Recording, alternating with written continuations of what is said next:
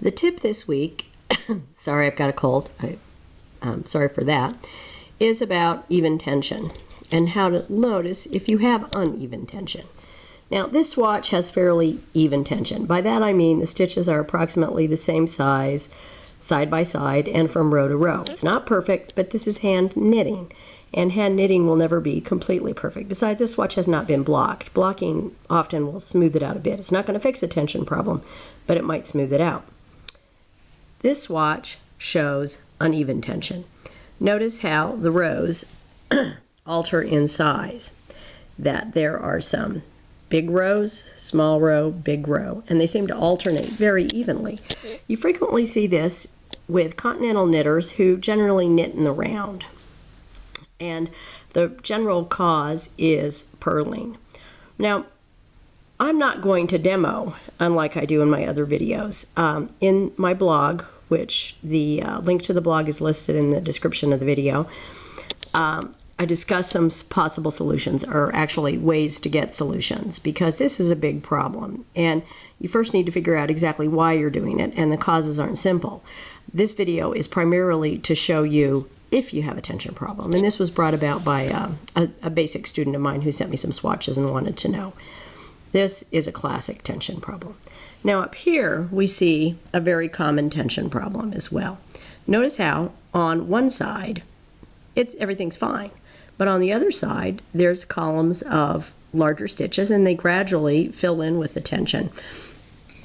This happens when you begin and end rows with a different tension, and there's some very simple solutions for this one as well, and I'm going to give you a link to an absolutely fabulous video and blog post by Suzanne Bryan, who really dissects this problem.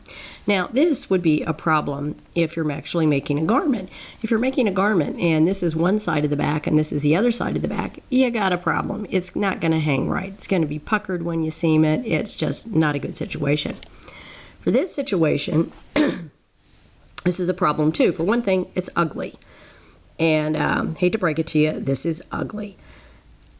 But if I'm doing something, say like a raglan shaping, where the decreases or increases, if I'm working it top down, are supposed to be spaced every few rows, you can see that this is an issue. Those rows are bigger, and it's not going to turn out the way I expect it. Now I'm going to pause this and I'm going to flip these swatches over so that you can see what they look like on the wrong side.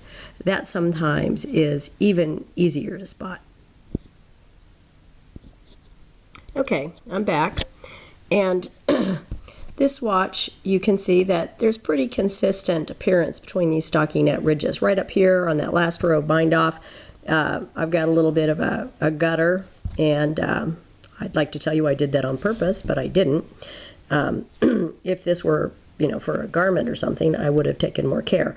But also, don't worry too much about this on the last row if it's going to be seamed. Where you're going to be placing the seam is in that column of stitches, and so it's going to wind up in the seam.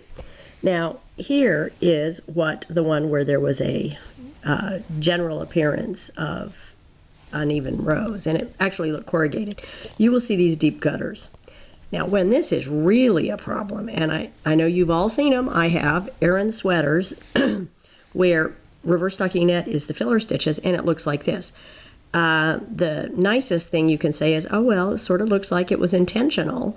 Maybe it's a stitch pattern, but it just really looks ugly. And we've had sweaters submitted to cast on for the magazine when this has happened, and it's a very, very common problem that a lot of people are not even aware when they have this issue. Now here's the final one on the top, where I've got the gutters just on this side. And again, this one is probably one of the worst. It's going to affect the seams. It's just not a good situation. It's something you really do want to fix. Now for more information and for those links that I told you about, go to my blog for this date, which is the 20th of November 2015. And there is a link, there will be a link in the description of the video with the link that will take you right to this source. Oh, before I go, George would feel I was remiss. This is Georgie down here, sleeping on his throne. Georgie! Open up your eyes so we can see you. Come on. There he is. He's very rarely this well behaved. And over here we have Petty Paw. Petty, look at me. She's on her sofa. And no, I did not buy a sofa for my cat. My daughter bought one and thought she was buying a full-size sofa. And it was this size. Lesson learned.